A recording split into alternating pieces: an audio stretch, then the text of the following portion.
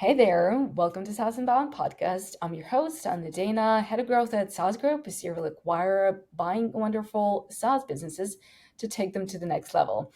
Here I chat with inspiring founders and experts to get an inside scoop on how they made their business success.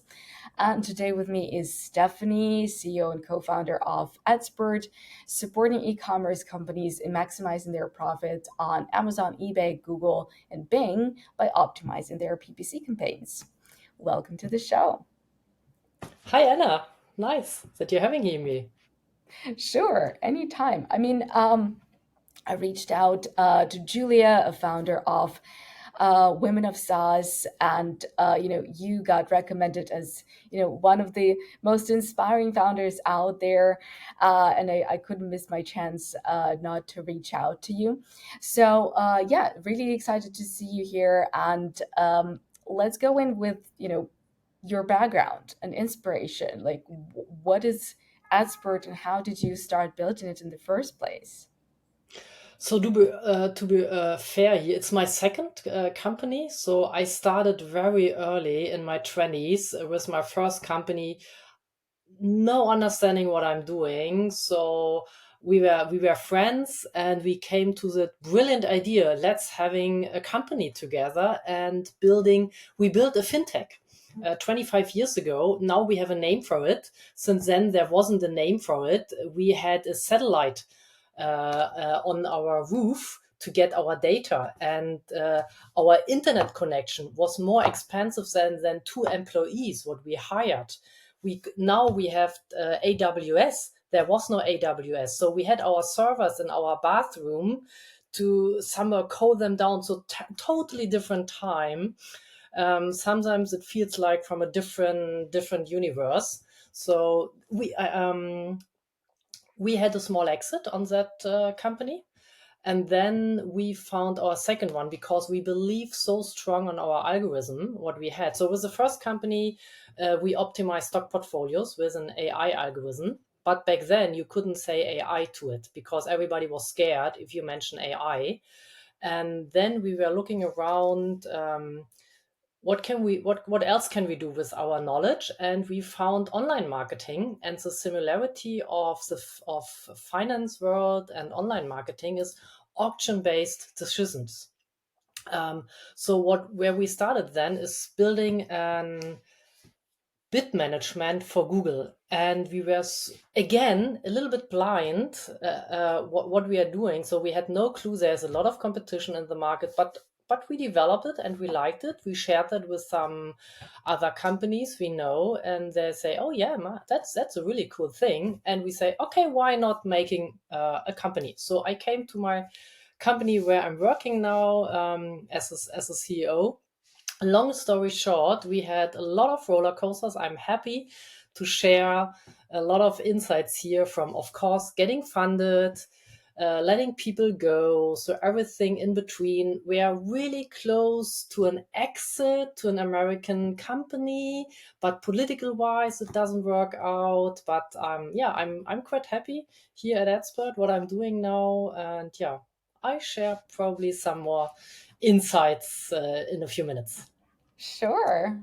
Yeah, let's dig in. I mean, it sounds really interesting what you're saying, especially about the exit and the roller coaster it is.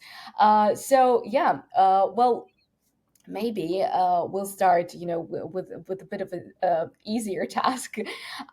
What is actually the problem that as Expert is solving, and what is your market? So we help brands or sellers on Amazon to be more profitable.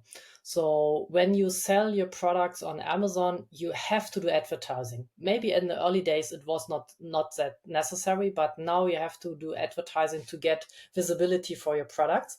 And that is quite a mathematical issue what you have to solve for which keyword or which search time, how high should my bid, how many people will buy afterwards my product. So you have to calculate a lot of different stuff, and we do that with an AI. Finally, I can name it AI. We had a lot of different names for it because people were scared.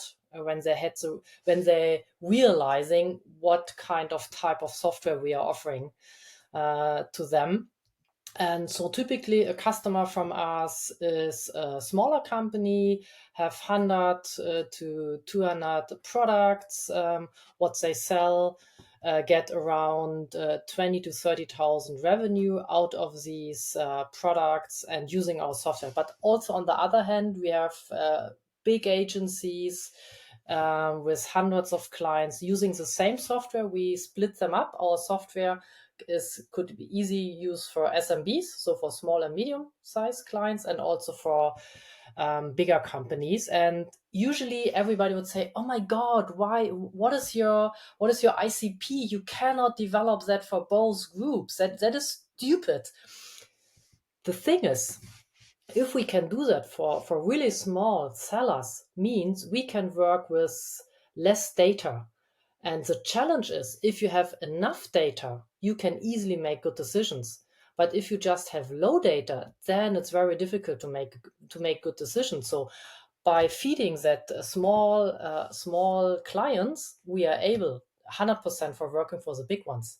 But the other one, it's more complicated. Working for really big clients doesn't mean you can offer your service for smaller clients. So that's where we think we can feed both, and our ideal customer profile, it's a little bit split up, but it works quite well.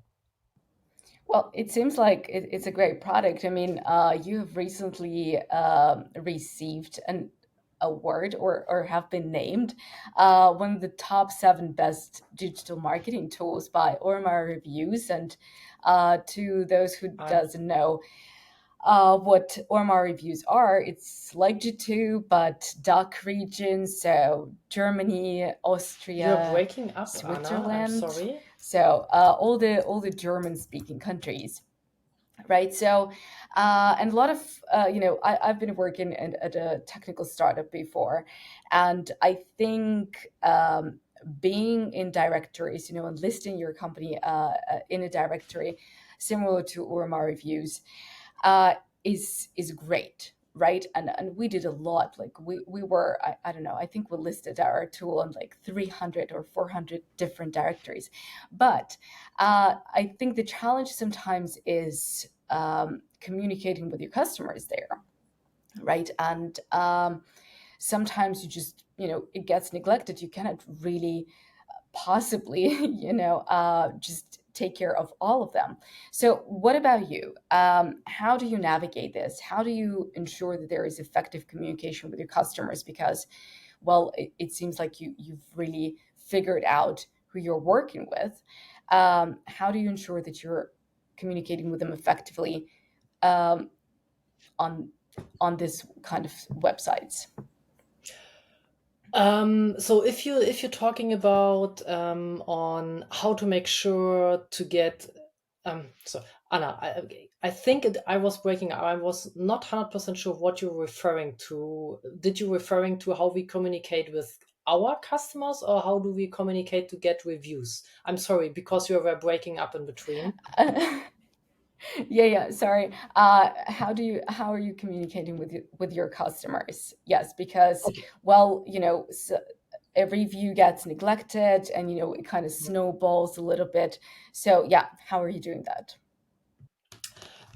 So as I mentioned, we have 2 clients of ICPs. So with our small and medium clients, we're really doing more or less everything automatically.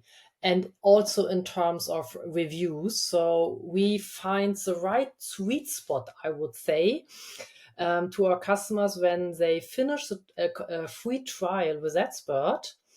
They're happy because they're willing to pay for Expert. So in that moment where we think they're so happy because they get more revenue, they're willing to buy our software. We ask automatically for reviews, and that works quite well. And on the other hand, we have our enterprise service, and in our yearly review meetings, we also talk about that, how important are reviews, and if customer are happy, to not give us a positive vibration that they're happy with us over the last few months, how we work together. We also ask them, oh, would you like to share that with other people? and show them that you are so happy with expert. So and often we get a yes. And I would say in terms of marketing budget, we are really limited here, and our competitors have really huge marketing budget. I would say we're making quite a good job by getting a lot of positive reviews. All right. Do you offer any incentives for the No, reviews, or it's no? no, no. Okay. Wonderful. That's It's interesting that you've mentioned that you're very frugal or like scrappy about your marketing spend, because it has been a year when kind of almost every startup, almost every company out there had to become a little more mindful about their spending. And because you raised around before, why do you have this kind of setup where you're not really heavily investing in your marketing? Because sometimes when investors give you the money, they kind of want you to spend it, right? So yeah, why did you choose that way? because when we get our funding, we decided to grow in other markets and other platforms. And our goal was not, we have a constant flow of new clients, and we tried that. We extend our marketing budget. um, for us right now, it takes around 6 months for getting the funding back. So then we are break even with our funding. So we have a really long, I think every startup who's doing marketing has these long funnels, customer lifetime value, how much you can spend. The first conversions are really cheap, but then if you want to buy more from the market, it's becoming more expensive. And so we figured out that is not the best way, because we have a lot of very happy customer. They like to referral us. So that is the way where we invest money in. We like to work with other influencers, recommendations. We found that more, um, it's better for us, and we invest differently the money. And on the other hand, it's quite expensive. So if you are not the big one in the market, then you have a lot to swim to get the same results. And we thought there's better value for the money. Right, absolutely. Yeah, I mean, sometimes I hear here on the podcast that it is better to maybe spend some money on Google Ads and just like get quick results, because you then also can calculate exactly like what you're spending and what is the ROI that you're getting, and also the results, like I already mentioned, just maybe a little quicker. But yeah, if you are on a more like bootstrap mindset, then yeah, I think it's a great strategy. So what is except for working with referrals and word of mouth, what is another maybe bootstrapped kind of scrappy technique that you're using for marketing and growth? So of course we tried a lot of different channels, I would say, and Google Ads I can definitely recommend. You have to try that. You have to get your data out of it to make calculations, and also there on different channels. We tried also specific channels where we think our client base is, but that is also one of the problems. I know from a lot of companies they're doing perfect LinkedIn messages. For us, it doesn't work so perfect, because when we are looking for the small, medium seller on Amazon, they are not on LinkedIn. Often that is a side business for them, so you cannot really track them. So, and that is also the problem with Google. We could not really squeeze in where we get the people. So that's why we were looking, where is our ICP really? And what we are doing nowadays is more working with communities together, where we buy a slot in a meetup, for instance, or we give just content in general and just mention at the beginning, hi, I'm from Expert, we do PPC for Amazon Ads, and that's it, and share more valuable content. That works quite well. really specific to our niche, because e-commerce is really big. Right now, we last week we had the e-commerce fair here in Berlin. It's really good, but for our target group, there are just 20% of our group there. So, and we decided this is not worth for us, but we went there. We really checked it out. I think the key is check every channel and then make decisions, and try them for a little bit longer, not just for 4 weeks or 2 weeks. So you really need proper data to make a decision. Yeah, that's really interesting that you mentioned the events and communities because, as I said, I reached out to Women of SaaS to interview you, and you're a member there. And also, when I was researching, I saw that you're going to a lot of meetups and events, and it's a bit of a tug of war in SaaS and between the among the founders because some say, "Hey, we're still in a fully remote kind of setup, and everything should be remote, and you can reach out to so many more people when you're working remotely." But some say, "Oh no, like especially if you're going after like enterprise customers and you're really going after long-term relationships, you definitely have to meet in person." Um, so how does it work for you? Like, is there a middle ground somewhere, or what do you prefer? What works best if you're working with bigger clients? So I think both is correct. So our company is 100% remote, but when it comes to client-facing meetings, we have an office here in Berlin where we have workshop with clients together. And for instance, I have a colleague in Valencia, and she's flying to us once, twice a year, it depends on, and then we group client meetings together. So I think if you really work with a special type of customer, you should meet in person. It's a totally different vibration by just doing it online. Why? I think there is a other thing when it comes to remote work and I would say office work or hybrid, both. We were working long before Corona, working hybrid. So we decided years ago by we don't want the best talent, but it's not necessary to be in Berlin to be the best talent. So we start hiring international. So we work. And we had the setup for half of the company was remote and the other half was working from Berlin. And we were close to making a decision if we want to go fully remote. Why we did, or we working now remote because we are all mainly senior colleagues, and in the past we work with junior and senior colleagues, and that is not working out. This setup is not perfect for a remote setup because if you're a junior, you get other trainings by understanding the vibration of work.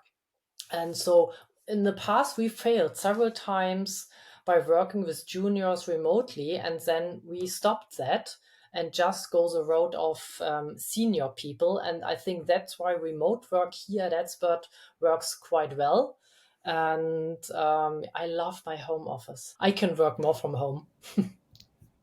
Yeah, right. Oh, that's really interesting. What you said about the balance between junior employees and more senior people working for the company. I absolutely agree with you. Like when you're a junior, you kind of want to be there for the sake of listening in the conversations in the office, maybe not really regarding your um, immediate tasks, but just like you said, understanding like the vibrations and the culture and what you're building and the whole vision of the company. I think that's really helpful and that helps junior people grow a bit more. But how big is the company right now? We are 28 people around the globe, from Okay, India wonderful. to Turkey to Spain, Iran, Germany. So yeah, tell me more about like the culture that you're building because as far as I understand building hybrid, especially when, a part of the company is there in the office and the other part is around the globe, is a little bit difficult because, then some people are, together and they're working in the same time zone and they know a little bit better. And it's really difficult to balance that kind of setup. So you split up. um, how are you building the culture now? Like, how do you ensure that everyone's aligned? Because you mentioned all these countries, again, lots of different uh, time hours, lots of different cultures you're working with. Yeah, how does it work for you? To be honest, I would say we haven't found the magical clue for it. I would say we are still in a process. Even we are now more than 4 years remote, we are still transitioning from a hybrid into full remote. We tried really several things. I can maybe give some insights. What we, for instance, at the beginning we had a kind of a virtual office with, I'm not sure, Gather, if you heard about that. I can definitely recommend that. Not That really. it's a kind of a virtual office where everybody goes in. You're sitting also on a desk. It's like a little bit a computer game, and you can walk to the other desk and immediately starts a call to each other, but it's not disturbing you. So we were very enthusiastic when we start with that. But then I would say after 2 months, less people go to that virtual office. So, and then it's dropped out again. So then what we tried is having lunches together virtually. Then by one was it a little bit, the the food was not coming on time. Then the first was ready, the second started, then somebody was eating, everybody was trying to talk. And as you remember, then 20 people on a Zoom link, it's not a party, it's not fun. 20 people on a Zoom link, no. One person is talking, 19 are listening, and 18 eating. So it's that was also so. We tried smaller groups inside of departments. It was better. um, then what we tried, and that I would say worked for the longest time, but I would say also faded out right now. Once a week we have a random chat together, just two people together.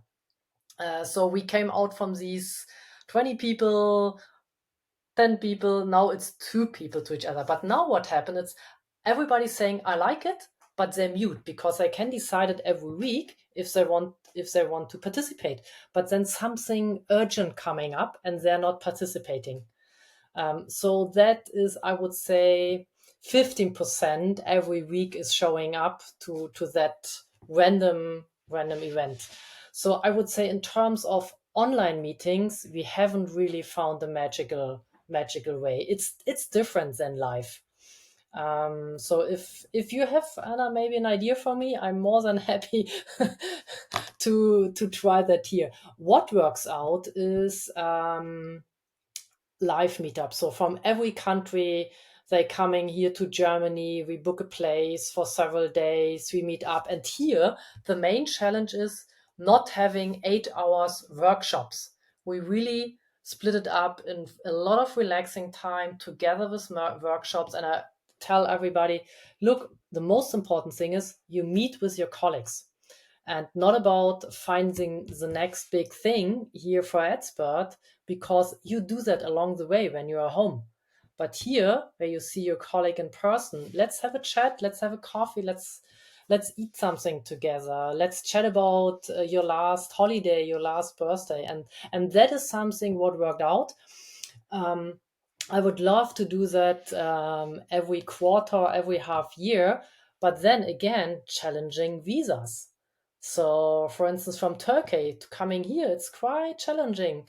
We have to plan that so much ahead. So that sometimes the small things doesn't work out. Oh, yes, definitely. I mean, I'm happy to share what we do at saas group because we're bigger. We're approaching 350 people, so it's very difficult to navigate. It's a machine. But visas, oh my God. And I lived in Turkey last year, so I know it's virtually impossible to get a visa there. So Mm. Yeah, I understand the struggle, but yeah, well, it's really interesting that even after 4 years, you kind of understand that it's a lot of work to make remote work because, yeah, everyone is kind of happy. I think we're all adjusted to the fact that it's very convenient to work from home, but then you kind of end up in your little bubble. So I think Mm. you're absolutely right by, when you're inviting people over, it's not about Mm. work because sometimes it's also very good to just take a step back and say, Yeah. oh, let's talk about something else, and then the idea pops up. Maybe So Anna, something what I remember, because what we, maybe it's just a small thing, but maybe that helps a little bit to build really a culture here. That's what is, we start mentioning, my co-founder and I, when we have meetings with our colleagues, or our colleagues, with each other, we say, start with chatting. Don't be so precise on your task, what you would like to fulfill in that meeting. Really start with chatting at the beginning, at the end.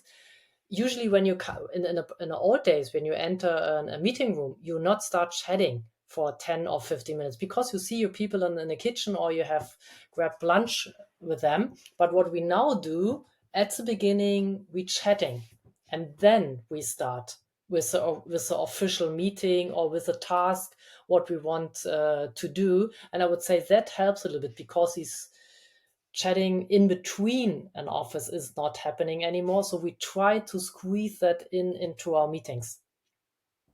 yeah, I think it's a great practice. Yeah, a little bit of small talk doesn't Mm. hurt.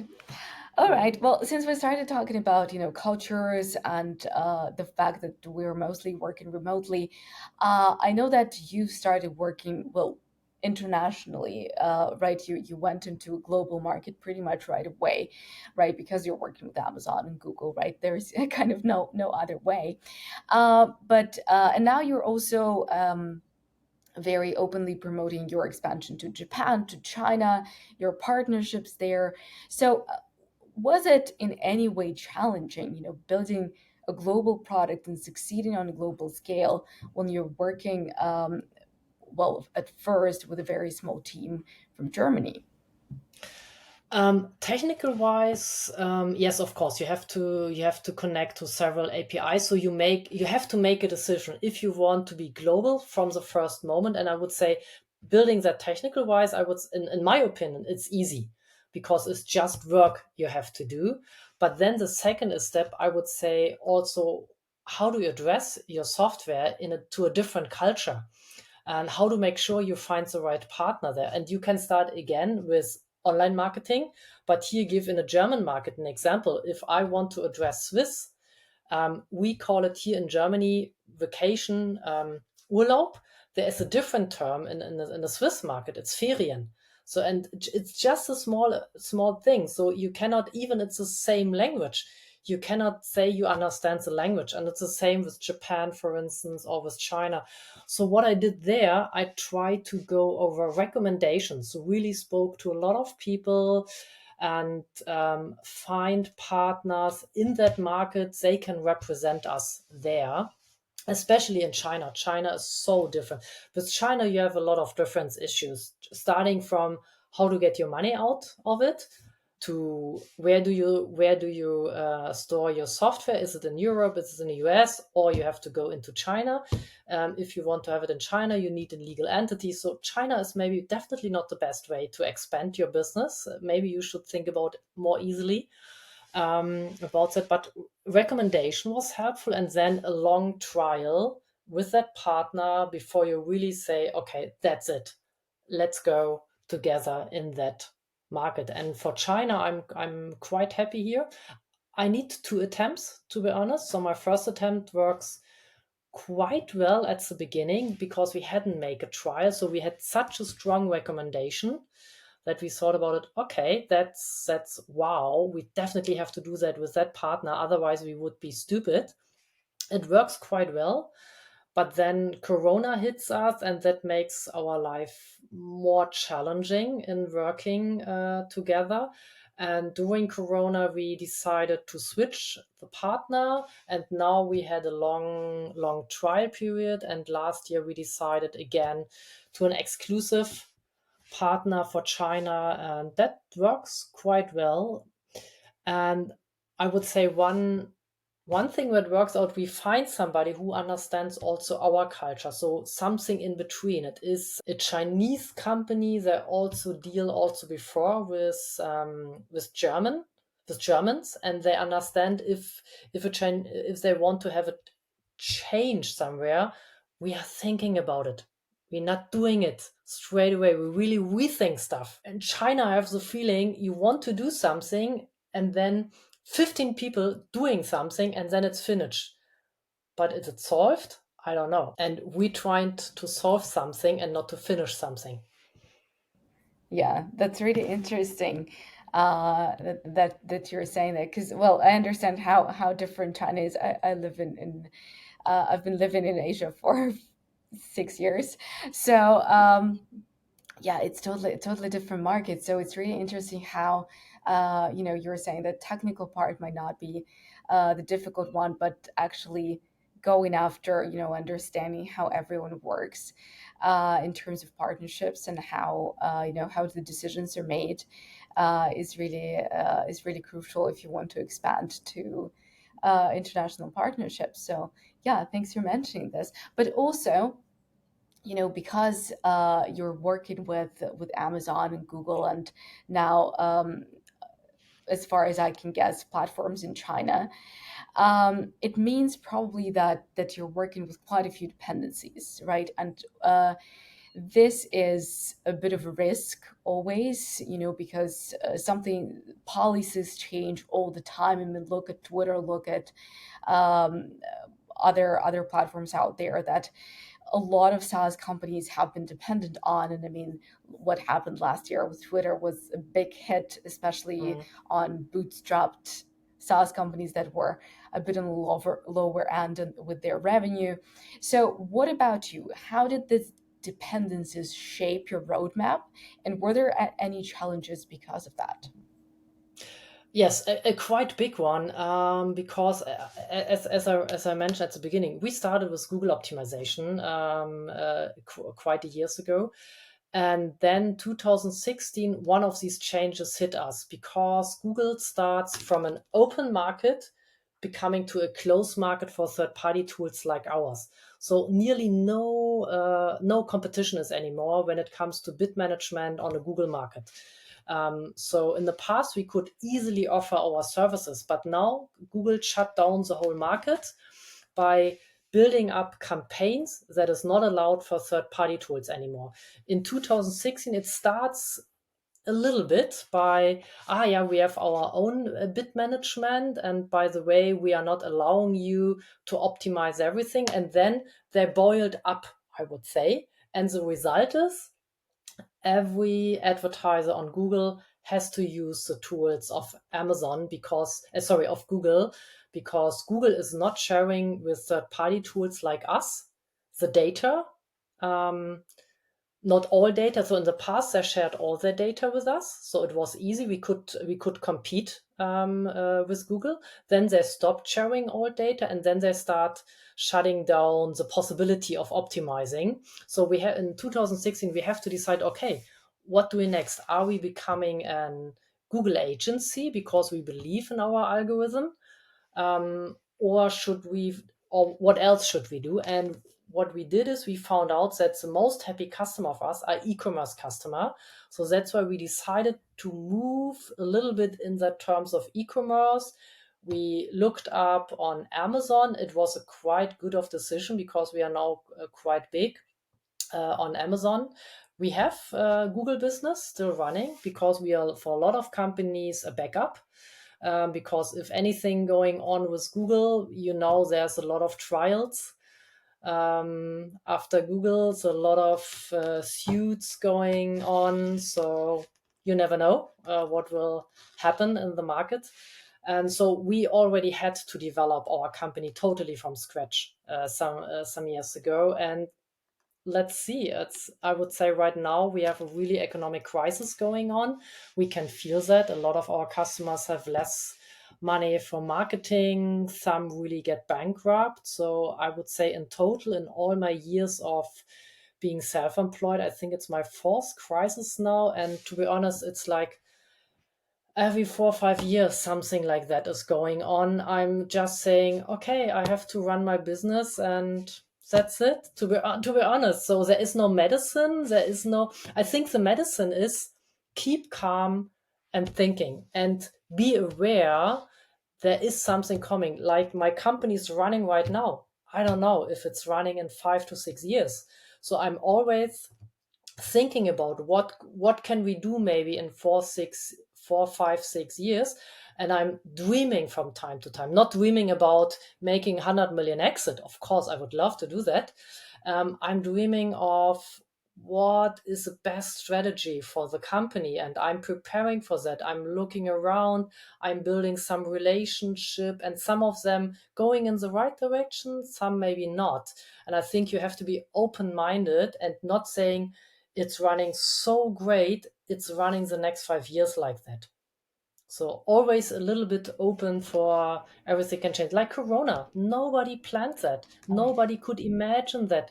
Suddenly everything changed. And I think important is to be not freaking out, just thinking, okay, what can I do with exactly that situation? Oh, by the way, I grew up in East Germany, so I learned Russian. So it's not the most popular language anymore.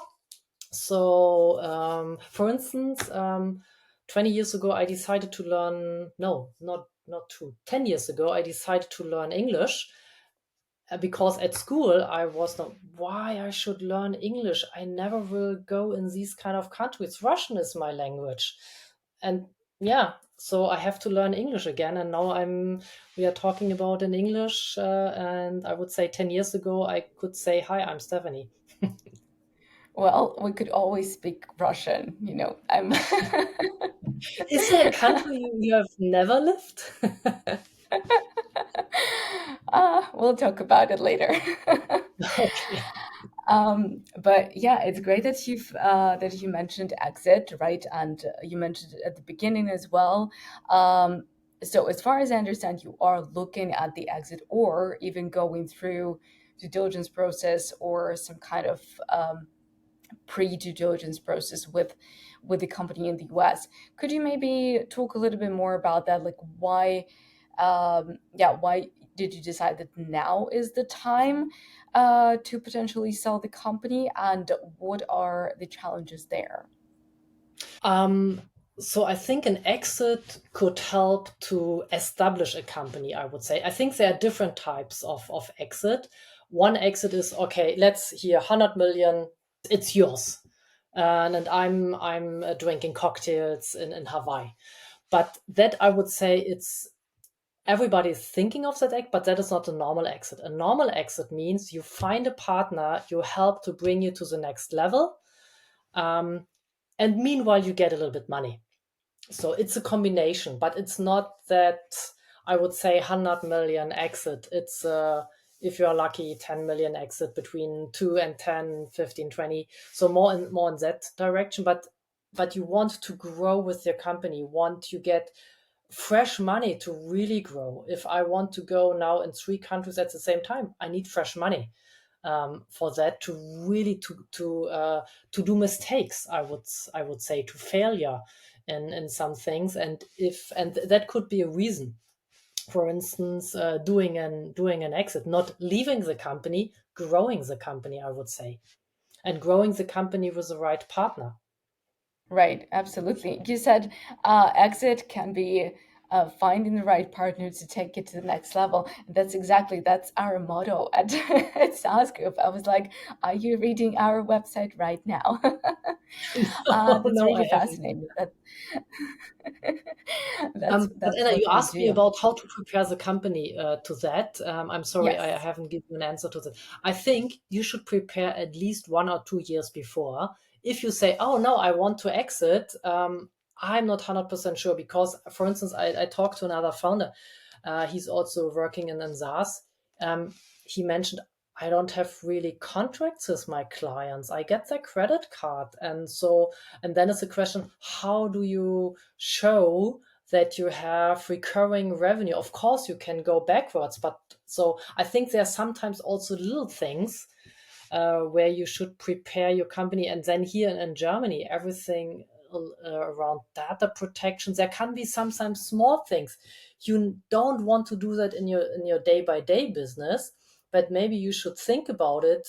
If you open the carpet, is how many dirty points do you have there, and maybe prepare in doing the next 12 months and think about it, how I can squeeze that in my day by day work to be really everything looks good. From I know other founder who has not written employee contracts, so because everything works, so it could be sometimes the small things. Even you have a lot of revenue or recurring revenue, sometimes are the small things. You just say, oh my god.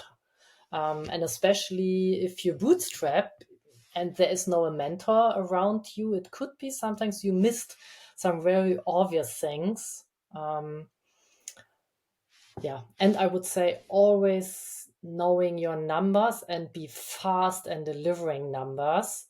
And to be honest, for my day by day business, I'm checking several reports every day. It's also for my life. It's not just for an exit, but it's also a good preparing moment to start with that. Yeah, that's true. We often just recommend kind of running due diligence on your own business, because, Yeah. like you said, it's the small things. It could be a contract that you never had with an employee that will bite you back, or it could be some data missing that you would have to dig out of your email that was 7 years Yeah. ago.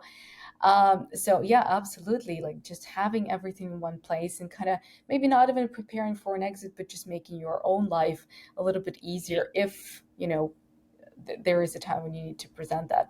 So just a couple more questions before we finish the usual ones on the podcast. And the first one is, what has been so far the biggest win and the biggest failure? And that could be anything, for you personally as a founder or for Adspert. Let's start with the biggest failure. So I made a handshake deal last year with a corporation partner, I would say, because I believe if there are problems, you work that out on the way. So if you think the main things are really clear, the small things you're working along the way. Because if you're dealing for 6 months setting up a contract, you cannot really bring everything in. There will be parts that is not 100%. Yeah, and the failure was, I learned the first time in my career that I cannot trust everybody. So, and everything what is not unspoken can be two sides of a medal. And I learned the first time that there are people outside that try to really be evil. I don't know how to say it differently. So, and yeah, I was too trustful here, and that's I think I learned something. And even my co-founder was in that meeting. We are both shocked afterwards how that relationship went, and we planned for a really long relationship. At the end, we somehow stepped out after a few months by with good results in between on that corporation. But just how that corporation went was so terrible, so terrible, that we decided for not working further. And I would say, yeah, that was a failure on my side, that I haven't seen the red flags here. Maybe there were red flags and I haven't seen that. So that is, it took me really a long time to overcome that. And I would say my big success is really turning the company some years ago from a totally dependency on Google, just working for Google, making at the right time a decision to go a different road for the future, because it was not obvious that that was a good decision. It was a try.